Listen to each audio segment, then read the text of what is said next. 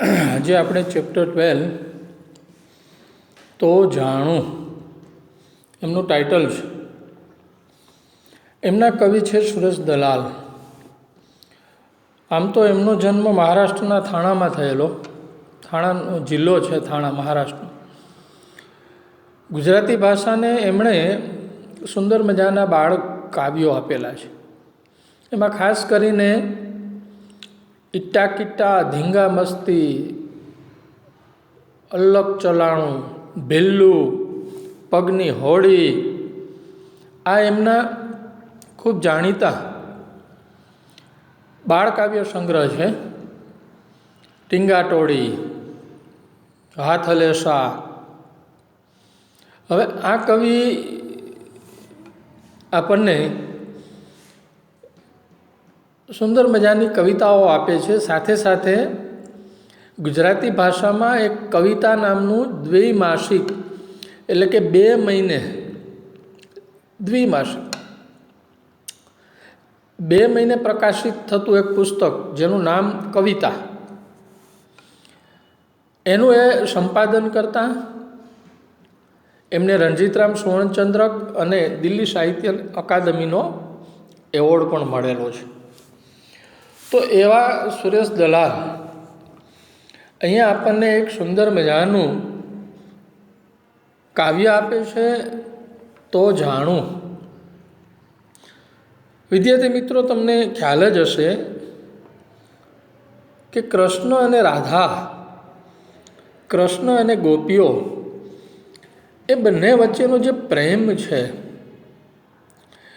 એ પ્રેમ રીસામણા, મનામણા, મીઠા ઝઘડાઓ એ કૃષ્ણની લીલામાં વ્યક્ત થયા છે. આપણને ખ્યાલ છે કે કૃષ્ણ એક એવો અવતાર હતો કે સમગ્ર વિશ્વ એમની તરફ ધ્યાન ખેંચે છે. એમણે બાળપણથી લઈને છેક સુધી એવી લીલાઓ કરી. એ બધી લીલાઓ આપણા જીવન સાથે પણ વણાતી હોય એવું લાગે છે. કૃષ્ણ નાના હતા ત્યારે ગોકુળની અંદર ગોપીઓની પજવણી કરતા, રાધા સાથેનો એનો પ્રેમ અને જુદી જુદી લીલાઓ કરતા. આપણને ખ્યાલ છે કે ગોપીઓ પણ કૃષ્ણ વગર રહી નહોતી શકતી. કૃષ્ણ એમને પજવે નહીં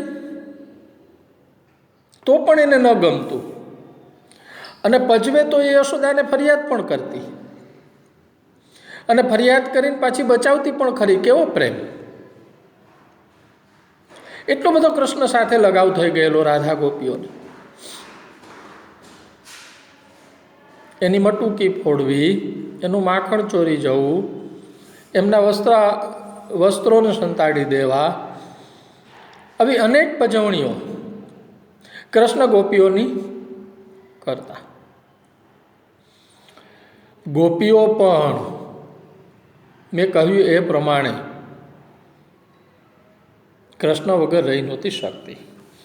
એટલે એ પણ એવું બહાનું શોધતી કે કૃષ્ણની સાથે કેવી રીતના રહેવું. એટલે ગોપીઓ છે ને એમને કૃષ્ણને પડકાર આપે છે. આ ગીતની અંદર એક ચેલેન્જ આપે છે.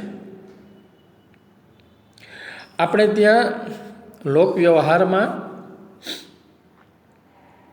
એવું છે કે કોઈ કુંવારી સ્ત્રીની ગાગર ઉતારવામાં આવે, હેલ ઉતારવામાં આવે, અને જે વ્યક્તિ એ ઉતારે ને એનો ભાવિ પતિ લેખાય છે. એટલે ગોપીઓ શું કરે છે? યુક્તિ કરે છે કૃષ્ણની નિકટતા જવા માટે. અને આ ગીતમાં એ એટલા માટે કહે છે કે મારી ગાગર ઉતારો તો જાણું કે રાજ તમે ઊંચક્યો તો પહાડને. જો ચેલેન્જ આપે છે, પણ કેવી ચેલેન્જ છે? કેવો પડકાર છે? આપણને ખ્યાલ છે કે કૃષ્ણ ભગવાને એમની ટચલી આંગળી ઉપર આખા ગોવર્ધન પર્વતને ઊંચકી લીધો હતો. તો પછી આ ગાગરની શું વિસાત? પણ ગોપીઓ જાણે કૃષ્ણને આહવાન આપતી હોય એમ, પડકાર ફેંકતી હોય એમ કે મારી ગાગર ઉતારો તો જાણો, તમારામાં કેવી તાકાત છે. કે રાજ એટલે રાજા, કૃષ્ણ રાજા હતા. તમે પહાડ ઊંચક્યો તો એ બરાબર છે, પણ પહાડ કરતાં પણ કપરું કાર્ય છે મારી ગાગર ઉતારવાનું. કારણ કે ગાગર ઉતારે ને એનો પતિ થાય એવું આપણા લોકજીવનમાં છે. એથી ગોપીઓ કહે છે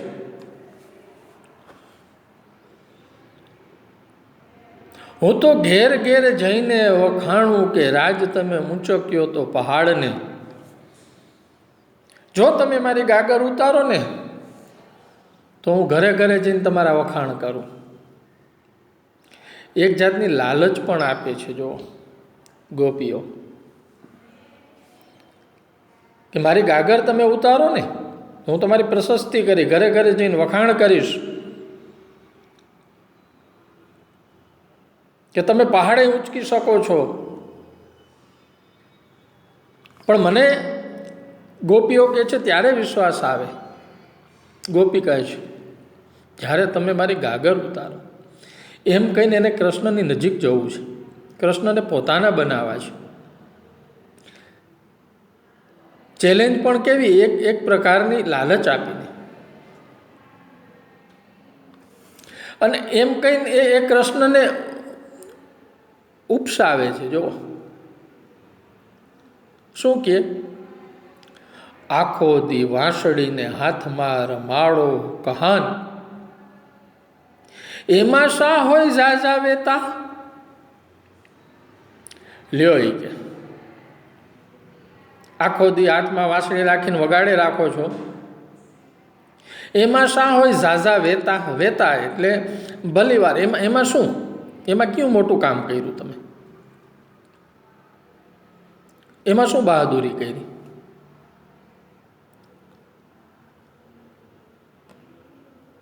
એટલે એમાં શું આવડત એમ. વેતા એટલે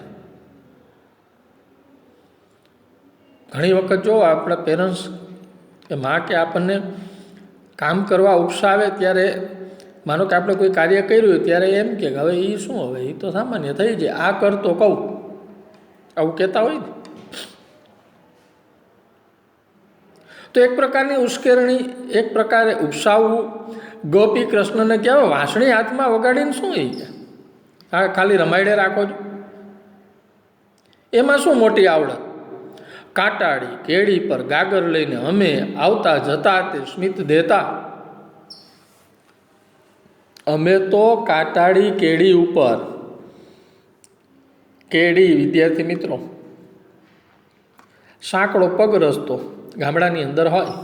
પહેલાં તો પાણી ભરવા જવું પડતું દૂર સુધી, કૂવામાં, વાડીઓમાં. રસ્તાઓ બધા કાચા હતા, નાની કેળી હોય, કાંટા એની અંદર હોય.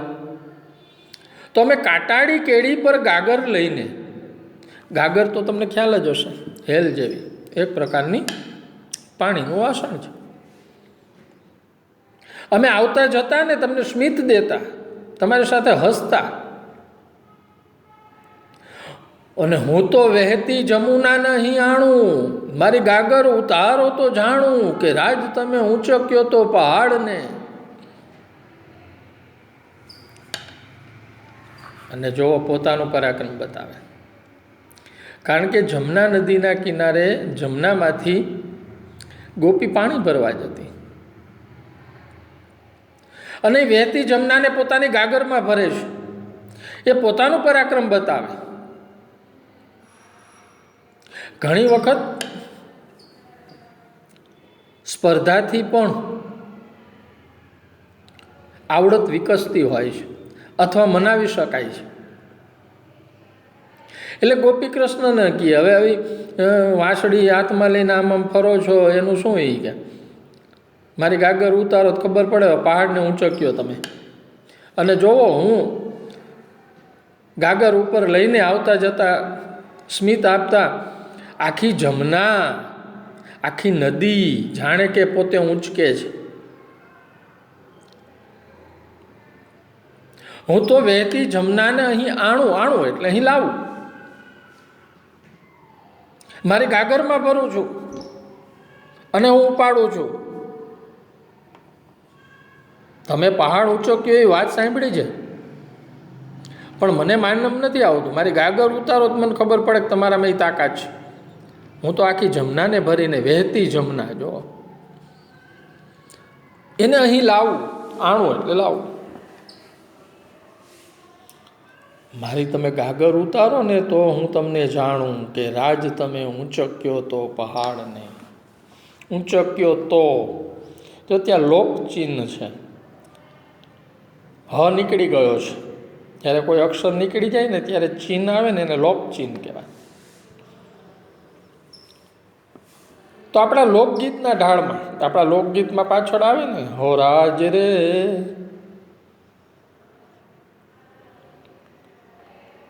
તો લોકગીતના ઢાળમાં ગીત. આ ડચકારા દઈ દઈને ગાયો ચરાવીને છાયામાં ખાઈ લેવો પોરો. ડચકારો જોવો, આ બધા તળપદા શબ્દનો ઉપયોગ કર્યો છે કવિ. ગોવાળિયા હોય ને, ગાયો ભેંસો ચરાવતા હોય ને, બકરા, તો એ ડચકારા એ એક એની ભાષા છે. તમે કદાચ સાંભળી હશે, ગાયોને પાછી વાળવી, ગાયોને નિરણ નાખવી, ગાયોને કંઈક બોલાવી, તો એ ગોવાળિયાઓ ડચકારા કરતા હોય. આવી રીતના ડચકારાઓ તમે કદાચ સાંભળ્યા હશે. તો કે ગાયોને બસ ડચકારા મારીને ચડાવી ને છાંયો આવતા પોરો ખાઈ લો. પોરો ખાવો એટલે વિશ્રામ કરો, આરામ કરો. તો એમાં શું મોટી ભાડ પાડી છે? ચપટીમાં આવું તો કામ કરી નાખે, અહીં નાનકડો ગોકુળનો છોરો. હવે એ કોઈ કે કઈ પરાક્રમ છે? આવું કામ તો ચપટીમાં, એટલે કે સૌ સામાન્ય, આપણે કહીએ ને એ કામ તો મારે ચપટીમાં કરી નાખો. તો એ કોઈ પરાક્રમ નથી, એ કામની કોઈ નોંધ લેવાય એવું નથી. એમાં શું, ગાયો ચરાવવા જાઓ છો અને છાંયો મળે ત્યાં પોરો ખાઈ લ્યો છો, આવું તો ગોકુળનો નાનો છોકરો કરી નાખે કે. એટલે એમાં કોઈ મોટું પરાક્રમ નથી. હો રાજ, હે કૃષ્ણ. એક બાજુ એ કૃષ્ણને ઉપસાવે છે, કારણ કે એમને કૃષ્ણની પાસે જવું છે, એને કૃષ્ણનું પ્યારું બનવું છે.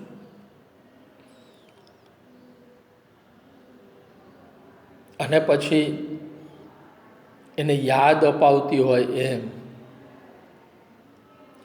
ફરી ફરી નહીં આવે ટાણું.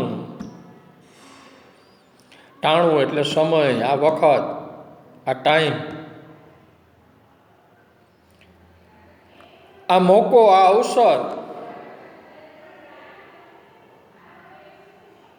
ફરી ફરી નહીં આવે આ ટાણું,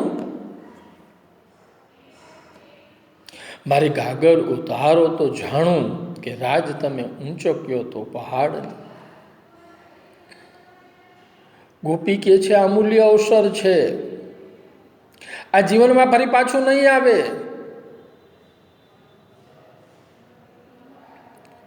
આ પ્રેમ સ્વીકારવાનો આવો અવસર ફરી નહીં મળે. આ અમૂલક અવસર છે, અમૂલ્ય અવસર છે. એટલે કહું છું કે મારી ગાગર ઉતારી લો, તો હું જાણું કે તમે ઊંચક્યો તો પહાડને.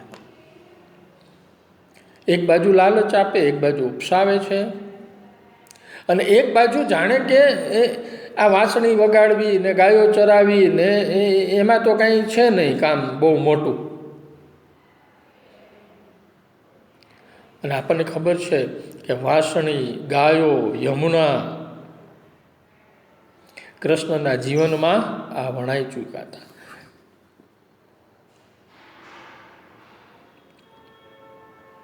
અને એ વાંસળી, ગાયો, યમુના અને ત્યાં જ ભગવાને પોતાની પ્રેમ લીલા કરેલી. ત્યાં જે ગોપીઓની પજવણી કરેલી, એ પાણી ભરવા આવતી ત્યારે એમની મટુકી ફોડી નાખતા, વૃક્ષ ઉપર ચડી એમના વસ્ત્રો સંતાડી દેતા હતા, ઘરે જે મટુકીમાંથી માખણ ચોરી લાવતા હતા.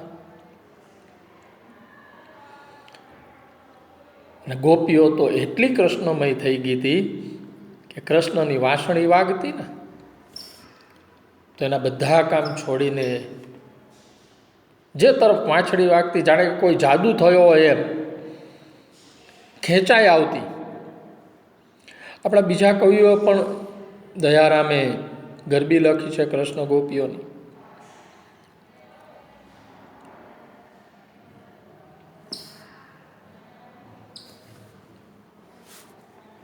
તો રીસામણા, મનામણા કૃષ્ણ અને ગોપીઓ વચ્ચે, રાધા વચ્ચે એ પ્રેમનો એક ભાગ હતા.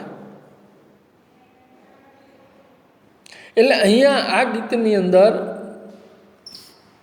ગોપીઓ કૃષ્ણને પડકાર આપતા કહે છે કે તમે આ બધું કર્યું છે, ગોવર્ધન પર્વત ઊંચો કયો છે, તમે આ ગાયો ચરાવો છો, એમાંય પાછો છાંયે પોરો ખાવા બેસી જાઓ છો, એ બધું ઠીક કે પણ મારી ગાગર ઉતારો ને તો જ હું તમને માનું, તો જ હું તમને જાણું, એમ કહીને એ કૃષ્ણનો પ્રેમ મેળવવા ઈચ્છે છે. અને આપણને ખ્યાલ છે કે કૃષ્ણ ભગવાન પણ કેવી લીલા કરે છે. યમુનાના કાંઠે વાંસળી વગાડી ગોપીઓને ઘેલી કરતા અને એમણે જે કાંઈ લીલાઓ કરી છે, બાળપણથી લઈને અંત સુધી મહાન ગીતા આપી એમણે. એ રાજા પણ બન્યા હતા, એ ગોવાળ પણ બન્યા હતા. તો એ જે ગોકુળને ઘેલું કર્યું હતું, ગોપીઓને ગાંડી કરી હતી, અને ગોપીઓ પણ એમના વગર નહોતી રહી શકતી. તો એવું આ સરસ મજાનું ગીત ગોપીઓ કૃષ્ણને પડકાર ફેંકે છે અને એ સંદર્ભો લે છે ગોવર્ધન પર્વતના, વાંસળીના, ગાયોના. આખું વાતાવરણ જાણે કૃષ્ણમય થઈ ગયું. તો એવું સરસ મજાનું આ ગીત. તમારે મેઇન ક્વેશ્ચન એનો છે, તો જાણું કાવ્યનું રસદર્શન કરાવો. આ મેં જે તમને સમજાવ્યું એ એમનું રસદર્શન હતું. તો તમે સ્વાધ્યાય, શબ્દાર્થ એ આપની નોટબુક્સની અંદર લખી લેજો. અને કૃષ્ણ ગોપીઓના આવા બીજા ગીતો પણ આપ મેળવીને વાંચશો તો આપને મજા આવશે. દરેક ધોરણની અંદર કૃષ્ણ ગોપીનું એક પદ, ગીત અથવા દયારામની ગરબી હોય છે. તો અહીંયા આપણે આ કાવ્ય પૂરું કરીશું. મને આશા છે કે આપને બરાબર સમજાઈ ગયું હશે. મુખ્ય વસ્તુ એની આ જ છે, ગોપી કૃષ્ણને પડકાર ફેંકે છે, તમે મારી ગાગર ઉતારો. ગાગર ઉતારે તો એનો પતિ થઈ જાય. આપણે ત્યાં લોકજીવનમાં આવો વ્યવહાર હતો કે જે વ્યક્તિ ગાગર ઉતારે, હેલ, એને હેલ કહેવાતી પહેલાં, એ એમનો પતિ થઈ જતો. તો અહીંયા એને ઉપસાવે છે કૃષ્ણને કે તમે ગોવર્ધન પર્વત ઉપાડ્યો, એ બધું તો ઠીક, મારી ગાગર ઉતારો ને તો જાણો. અને પોતે કેવી તાકાતવર છે. અને એટલે એવું કહે કે હું તો વહેતી જમુના નહીં લાવું. તમે પર્વત ઉપાડ્યો એમાં શું થઈ ગયું? મારી ગાગરમાં આખી મેં યમુનાને લીધી છે. તો એ ભાર તમે ઝીલો તો ખબર પડે, તો હું તમને માનું. આમ કહી એ કૃષ્ણની નજીક જવાનો પ્રયત્ન કરીશ. અસ્તુ, અહીંયા આપણું આ કાવ્ય પૂરું થાય છે. આભાર. જય હિન્દ, જય ભારત.